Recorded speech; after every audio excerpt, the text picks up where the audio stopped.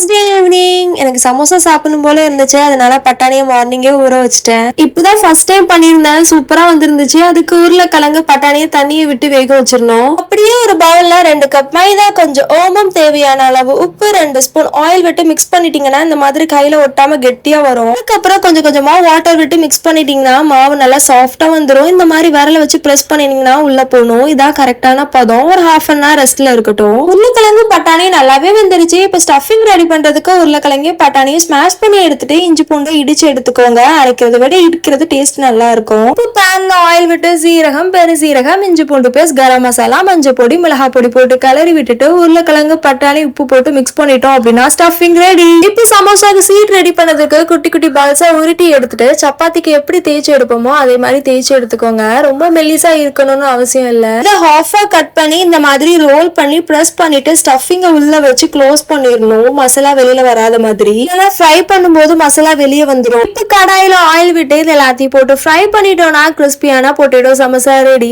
நான் எக்ஸ்பெக்ட் பண்றதை விட டேஸ்ட் ரொம்பவே சூப்பரா வந்துருந்துச்சு. அப்படி ஹோட்டல்ல சாப்பிடுறது மாதிரியே. நீங்களும் வீட்டுல கண்டிப்பா ட்ரை பண்ணிட்டு கீழே கமெண்ட் பண்ணிருங்க.